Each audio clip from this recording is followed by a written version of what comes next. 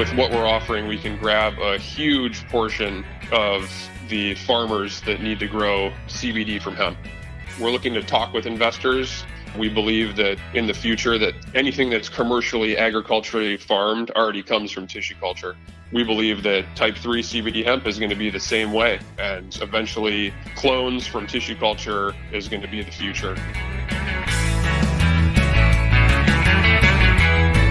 From MJBulls Media, it's the Raising Cannabis Capital Show.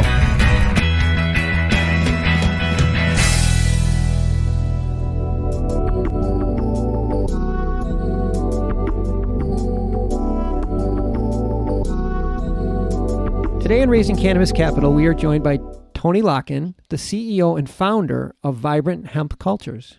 Tony, welcome to the show. Hey, thanks for having me, Dan. Well, the demand for CBD is just so great. We hear farmers are just racing to add CBD so that they can take advantage of this demand. But there's a bunch of additional layers of complexity with hemp that farmers a lot of times aren't aware of. Maybe we can start off by you telling us what some of these challenges that farmers face with hemp. Sure.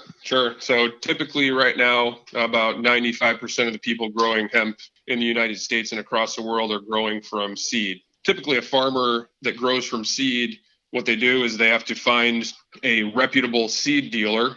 And once they do that, they have to receive the seeds, germinate the seeds. Once they germinate the seeds, then if they get a good germination rate, then they have to call out any plants that have not grown properly. And then once they grow in a hothouse or a greenhouse, for typically somewhere around 5 or 6 weeks, they can be ready to transfer those out into the field. Even seed companies that are guaranteeing their seeds are female up to 99.7%, you still have to be worried about calling out males once you plant. Especially the larger your crop, the larger your field is, the more you have to worry about potentially having that problem. Another thing is phenotypical differences between the seeds. One example that I always give is if you have 10 children, one could be a doctor and another could be a crackhead. That may not be PC, but you get the point. When you're going from seed, you have no idea what you're going to get.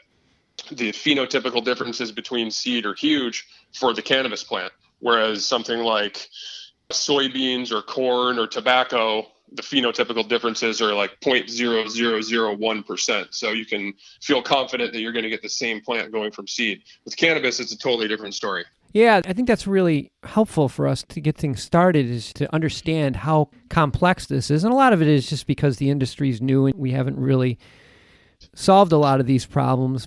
So the farmer grows from a seed in some cases up to, I'm just going to call them a little plant, and then they take that out into their field and then they put that plant into the ground.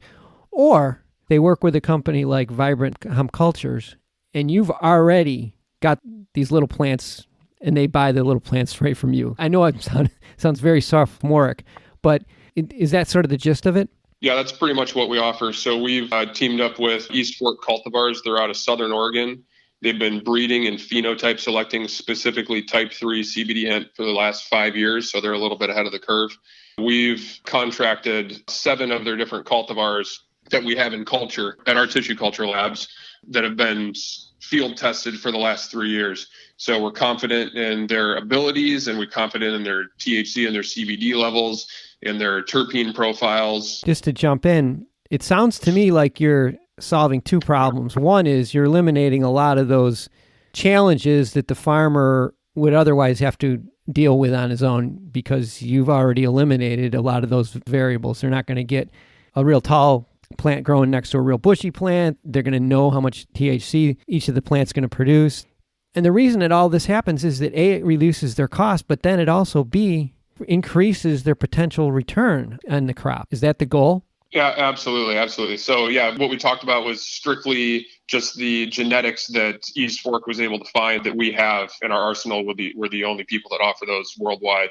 So we have something special that no one else has genetics-wise. But also, just to mention the benefits of tissue culture, you don't have to germinate. You don't have to put anything in a hothouse.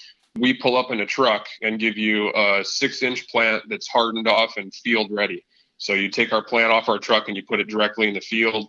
You don't have to waste any time or resources germinating or calling out any plants that aren't necessarily as healthy. Every plant has been sorted 3 to 4 times, so they're identical. They're a beautiful plant, has complete lateral rooting, increased juvenile branching. Everything about a tissue culture plant is superior to a seed. Wow. They're guaranteed to be disease-free, contaminant-free, and pathogen-free as well. So, oh my gosh. Yeah, it is a clone, but it's different than a traditional clone. It's vastly superior. As you were going through some of the advantages, you did touch on making sure that all the plants are the same. And we talked about THC. For the listeners that aren't aware of this, why is it so important that they manage the THC levels in their crop? Well, across the whole U.S., a bunch of states are going from different rules right now. So need to follow the Farm Bill rules. There are states that need to follow a pilot program rules from the previous years. And then there are states that are going by the USDA draft rules, which are the most stringent right now, which require the total THC of your plant to be 0.3% or lower 15 days pre-harvest. Based on which state, where you are, and what you're going through, Farm Bill pilot program or USDA draft rules wise, you need to know what your rules are so that you can be compliant and that you'll be able to not only sell in your own state, but you can ship to other states as well. That's something that's very important. The cultivars that we have from East Fork cultivars that we have in culture are all Farm Bill and pilot program compliant, and then USDA draft rules compliant, provided that you harvest them in the correct amount of time. Wow. Well, I mean, that just gives you the peace of mind, especially with putting a new crop into the ground. I think people are going to really look for that. On that same line, the percentage of CBD in the plant is really a big driver. So therefore, the more CBD that the plant produces, the more valuable it is, and therefore the more the farmer can sell them for. And I read on your website that that's one of the important things of the plants that you provide. So we have picked high CBD cultivars on purpose through East Fork. We've accepted some other ones as well that may be a little bit lower, but test really high in their terpenes. Just like in the cannabis plant, the terpenes are what unlock receptors in your brain to receive the cannabinoids from the plant. If you don't have any terpenes, you're not necessarily getting the entire benefit from the plant. In order to get your plants out to as many farmers as you can, I suspect it's a pretty big capital outlay. I think I saw on your website that the order size starts at 20,000 plants. It seems like that's a pretty big capital outlay. Are you in the process of raising money, or do you plan to raise any money? My business partner, Tom Samuels, he's the co-founder of Vibrant Hemp-Cultures with me. He has come in to have us being well-funded for right now, but we are looking for the future to greatly expand because we think that with what we're offering, we can grab a huge portion of the farmers that need to grow CBD from hemp. I guess we're looking to talk with investors, and we have a bunch of ideas on where we would like to take this. We believe that in the future that anything that's commercially agriculturally farmed already comes from tissue culture. We believe that type 3 CBD hemp is going to be the same way, and eventually clones from tissue culture is going to be the future. Vibrant Hemp Cultures is going to be taking a good portion of business for the farmers that are doing type 3 CBD hemp in the United States. And we also are capable of shipping worldwide too. Jeez.